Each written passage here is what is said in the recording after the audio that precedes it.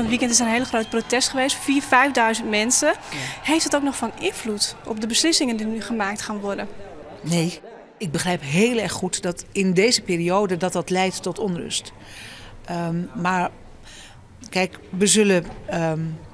als we bepaalde beslissingen moeten we op enig moment gaan nemen, omdat we ook allemaal veilige en verantwoorde zorg willen. Duidelijke taal van de inspectie. De Sionsberg is het liefste ziekenhuis van Nederland. En kan nou en in de toekomst net meer aan alle normen voor goede zorg voldaan. Daarom sluiten de acute zorgpost en de afdelings oncologie en cardiologie. Er had vanmorgen een peteerwest met alle belutsenen. In januari maakt duidelijk wezen hoe de zorg in de Sionsberg de komende 20 jaar uitzocht. Een klein ziekenhuis kan niet alles meer zelf doen. Dat geldt voor alle kleine ziekenhuizen in Nederland, ook voor de Sionsberg.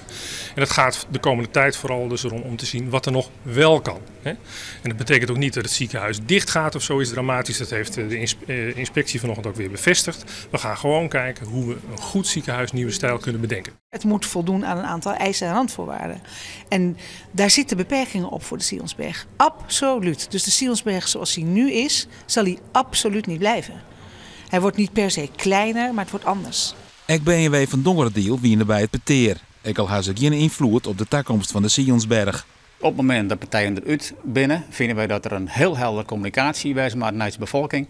Dat mensen ook weten waarom op bepaalde besluiten naar binnen, wat daar de reden van is en wat de onderbouwing erbij is. Want dat nota had het in uw eigen het hier beter kent, met samenzetten. Natuurlijk had dat beter gekund. De weken in januari, als het plan op tafel ligt, dan willen wij graag voor de bevolking samen met de Sionsberg en de gemeente de plannen gaan uitleggen. Dat willen we heel graag. Op een informatiegeerkomst? Ja, op verschillende informatie. Dat waren we sowieso al van plan.